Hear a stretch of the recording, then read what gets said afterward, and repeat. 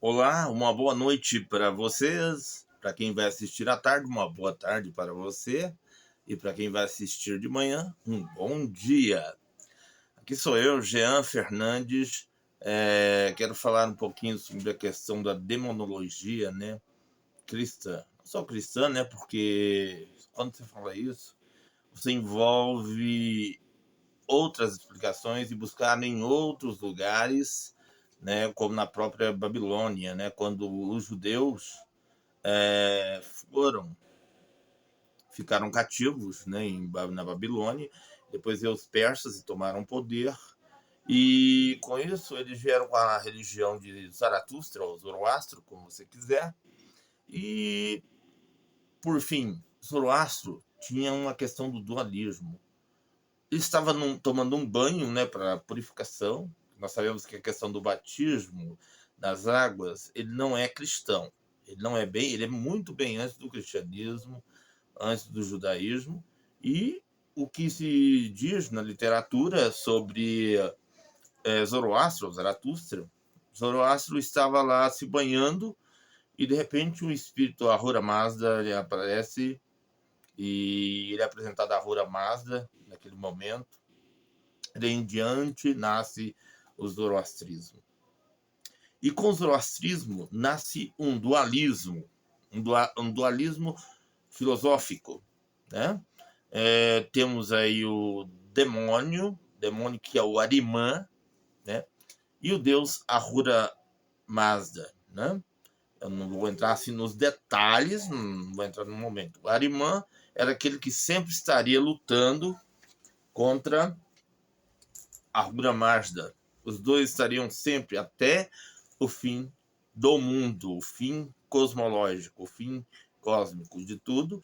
No final, viria o Messias, Saul Xian, né? Para salvar as pessoas, salvar os bons e condenar os maus. E, então isso é encontrado na literatura, né? Do exílio, e isso aí interfere no judaísmo, né? Que até pouco, 150 anos antes de Cristo, ainda estava esperando também um Messias, né? Houve vários Jesuses, também, houve vários Jesuses, uns 10 mais ou menos que eu tenho conhecimento, né? E esse Saul Xian, vamos ao Saul Xian lá, voltar lá atrás primeiro. O Saul Xian, ele viria no juízo final para julgar os bons ele salvaria, os maus ele jogaria para um lugar infernal. Esse termo do inferno nas religiões antigas seria um lugar para onde vão os mortos. Não seria nem um lugar de atentação, de nada. A pessoa ficaria ali o espírito, né? Sofrendo um pouco com o escuro, aquela coisa, mas não nada de tormento. Depois isso aí foi, com a literatura, foi desenvolvendo fogo, etc., tudo, enquanto como Sheol, né, no caso dos hebreus, e Hades, no caso do grego, como a Bíblia foi, principalmente o Novo Testamento, foi todo escrito em grego. Então temos o Hades, né? Hades. Tanto o deus Hades, deus grego, como também Hades como lugar para onde iam os mortos. Mas essa literatura ela foi desenvolvendo com o passar do tempo, né? E como os judeus acabaram vindo de lá, eles esperavam o Messias. E começou. Até então, Satã, no Velho Testamento, ele não é visto como uma pessoa. Satã não é visto como uma pessoa. Assim, uma pessoa que eu estou falando é a personificação do mal, como ser a pessoa espiritual, no sentido espiritual que eu estou querendo dizer. Essa pessoa no sentido espiritual. Satã era apenas uma espécie de adversário, aquele que queria impedir certas coisas. E a esse atribuído Satã. Vamos ler aqui Satã. O certo é Satã, né? Vamos aqui ver a questão do Lúcifer, por exemplo. Lúcifer é o portador de luz, né? Até Cristo, na versão Vulgata Latina de São Jerônimo, foi chamado de Lúcifer, o portador de luz. Aí o pessoal fica puta vida. Mas como? Cristo não pode ter sido chamado de Lúcifer? Mas ele era um portador de luz. Aí esse demônio que supostamente caiu, esse não consta dessa maneira, como eles dizem, nos livros, nos livros que são canonizados. Nos cânones não tem essa queda diabólica, como eles falam. Dessa maneira, que esse demônio se levantou contra Deus e, por fim, Deus acabou jogando na terra. Isso lembra os deuses do Monte Olimpo, que eram jogados por Zeus de lá de cima para o Hades, ou então para a terra, né? Para tormento deles. Lúcifer se tornou um dos nomes mais reconhecíveis do diabo, apesar de não ser isso, gente. Mas é tudo, nós estamos indo no sentido etimológico da palavra, sendo representado com várias figuras, incluindo Satã, a serpente do Gênesis e o dragão do Apocalipse. Essa serpente do Gênesis também é muito complicada. Muitos teólogos não veem a questão do demônio, também a ação de demônio, não.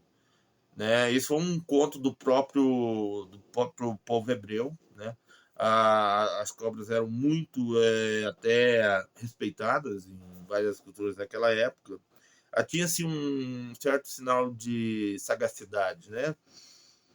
Vamos adiante. O próprio nome latino Lúcifer, ou Lúcifer, aparece em um trecho em Isaías 14:12, que é a queda do rei da Babilônia, a qual eles atribuem a queda do Lúcifer. Nunca vi onde arrumaram isso. Se foram os pais da igreja que colocaram isso como queda do demônio, que de queda do demônio não tem nada. Na verdade, é o rei da Babilônia, Nabucodonosor, que cai, né? Está em Isaías 14:12. Você abre aí e leia toda essa parte de Isaías para você ver. Depois você me diga. Como caíste desde o céu, ó Lúcifer, ou estrela da manhã, filho da alva, como foste cortado por terra, tu que debilitavas as nações. O termo aqui traduzido como Lúcifer, entre aspas, é o hebraico Elal, estrela da manhã. Eu não sei se aqui o H é aspirado, né? Lúcifer, em latim, significa portador de luz, e é como este termo aparece na versão latina da Bíblia, a Vulgata, como eu disse para vocês, a Vulgata de São Jerônimo. Na época em que a Bíblia estava sendo traduzida para o latim, Lúcifer se referia especificamente ao planeta Vênus. Ao planeta Vênus como estrela da manhã, que é visto ali naquela parte, né, no Oriente Próximo. E quando o Sol nasce, ela desaparece de maneira repentina. Assim aconteceu com a queda do rei da Babilônia, né? Nabucodonosor. Como estrela da manhã, São Jerônimo, o tradutor da Vulgata, não errou quando traduziu o hebraico Helal, ou Elal, né, com H aqui, pelo Lúcifer latino, pois ambas as palavras se referem a um fenômeno astrológico, não a um indivíduo. Nunca sequer isso se referiu a um indivíduo. Leituras posteriores desse trecho, porém, identificaram Lúcifer como nome próprio. Depois, aí sim, aí já começa, né, leituras posteriores, questões de interpretação, de hermenêutica, infelizmente, acabaram trazendo esse Lúcifer do mal, o demônio, a Belial e vários outros, Asmodeus, Belzebu, o príncipe dos demônios, ou príncipe da casa.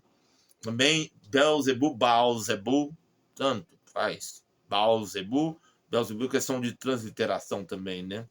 Mas eu quero aprofundar com vocês essa questão demonológica, que muitas pessoas ainda estão nas igrejas por causa dos demônios, desses ditos demônios, né, que os teólogos, os exegetas, né, colocaram inclusive a própria Igreja Católica. Enfim, hoje a Igreja Católica deu uma maneirada na questão dos demônios, ela tem todo um segmento, né, vamos dizer assim. Agora, já o protestantismo, se fechar, se acabar com os demônios, aposentar todos os demônios, o protestantismo acaba. As igrejas evangélicas acabam. Porque o que mantém as igrejas evangélicas são os demônios. Aquele espetáculo que você vê de pessoas caindo endemoniadas, supostamente endemoniadas, possuídas por um espírito. Na verdade, não passa, às vezes, de montagem, e alguns casos de pessoas que são suscetíveis ao transe, entram em transe, né? E acabam tendo esse êxtase, vamos dizer assim, esse êxtase, né? Como eu já experienciei vários casos, pessoas que me procuraram, que estavam precisando, eu sou hipnotista ou hipnólogo. Vamos falar hipnólogo, né? Que é mais, o pessoal conhece mais. Hipnotista é quem conhece a prática da hipnose. E hipnólogo é quem conhece a teoria. Então, o que aconteceu foi o seguinte, né? Pessoas me procuraram, que as pessoas supostamente endemoniadas, pastores já tinham orado, e essa pessoa ficava como aqueles demônios mesmo da Igreja Universal e outros movimentos aí neopentecostais, né? Mas logo, logo eu acalmei ele, porque o caso dele era realmente um caso psicológico. Quando é um ataque psicótico, aí esse caso a gente tem que chamar os bombeiros mesmo. Mas nesse caso foi suficiente uma hipnose, ele se acalmou, deixei ele num transe legal, ele ficou muito bem. Falei para eles, ó, isso aqui não vai fazer com que ele largue dos produtos químicos. Ele vai ter que procurar uma ajuda profissional, uma, não várias, né? Aí entra psiquiatra, entra psicoterapeuta, que é no caso psicólogo, e outras, assistente social, etc. É o que as pessoas precisam para poder se libertar da droga quando são, né, vítimas, né, da droga. Então, a questão do demônio é uma outra coisa. Deus era o responsável pelo bem e pelo mal em Isaías. Ele fazia tanto as trevas como a luz também, o bem, tanto o bem quanto o mal. Era o lado obscuro de Deus. Isso aí no Velho Testamento você vai achar várias vezes. O próprio Jacó, né, brigou com Deus no Vale do Jaboque, se não me engano. Você veja essa passagem aí, né? Diz que era um anjo, depois o próprio Deus era um Satã que veio contra. Na tradução original é Satã que veio contra Jacó, e depois colocaram o nome dele Israel, porque ele brigou com Deus, face a face com Deus, alguma coisa assim. Tradução do nome. Vocês procuram isso aí, vocês veem isso aí, porque agora não me preparei para isso. Quero ser mais assim, me preparar para fazer umas lives legal. Agora não estou fazendo lives, tem que ser um vídeo curto também, né? Mas no Novo Testamento, o demônio realmente tomou uma forma mesmo esquisita, né? Estranha. Tanto é que os demônios, na verdade, são daimonion, traduzido do grego, significa o quê? Significa Deus de segunda classe. Por falar nisso, o próprio Sócrates tinha um demônio dele. O demônio que falava para ele as coisas no ouvido dele. Não tinha nada a ver com esse demônio cristão, entre aspas, cristão, né? Porque o Novo Testamento bebeu muito do período helênico, né? O cristianismo é helenizado. O Novo Testamento é todo traduzido, escrito em grego, né? O Velho Testamento também começou a ser, inclusive, também influenciado por escritas gregas. Sim, todo mundo que estuda filosofia, estuda as novelas gregas, né, os acontecimentos gregos, você vai ver que nos próprios evangelhos tem, não só nos evangelhos do Velho Testamento, a influência do grego. E nós temos muitas coisas pagãs, os anjos, arcanjos, querubins, tudo isso aí veio da Mesopotâmia. Seres alados, de asas. Então, tudo isso aí veio dos, no caso, dos persas, né? Veio dos mesopotâmicos antigos também, né? Onde tinha anjos com cara de leão e seres alados. Isso aí vai de acordo com a cultura da época, né? E os judeus acabaram se aculturando com a cultura daqueles povos que estavam ali, do qual eles ficaram cativos também. E você vê os casos de endemoniados no Novo Testamento, são pessoas que tinham doenças que não dava para ver a olho nu. Você não viu uma pessoa com um pé torto, você chama lá o diabo, você está com o diabo. Não. Eram doenças que não apareciam, eram pessoas que caíam no chão, espumavam a boca, que isso lembra inclusive pessoas que têm problemas, né, de desmaio, e que aqui a saliva vira uma espécie de espuma na boca do pessoal, a pessoa se debate no chão, depois trava o nervo, morde na língua. Então, é um caso de epilético, né? Se você vê os casos, não é de todos os demônios, mas de alguns demônios você vai ver no caso lá. Esses demônios são deuses de segunda categoria, que se refere aos deuses gregos, romanos, que eram todos do panteão, né? Do panteão pagão. Gente, no momento, por hoje, eu vou quebrar bruscamente isso aqui, porque eu não posso agora, eu preciso terminar agora e vou pesquisar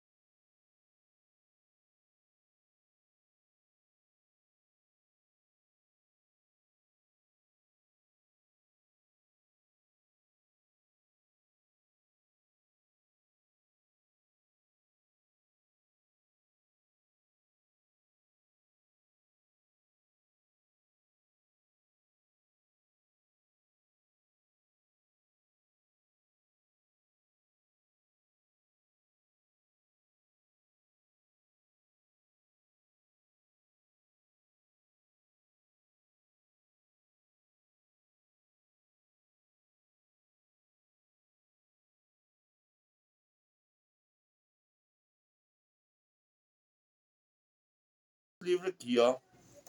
O Mistério de Satanás, Frederico Dattler, é um deles. E tem o do padre Oscar Gonzalez Quevedo, Antes que os Demônios Voltem. Por favor, procure. Um abraço a todos vocês, uma ótima noite, um ótimo dia, uma ótima tarde e até mais.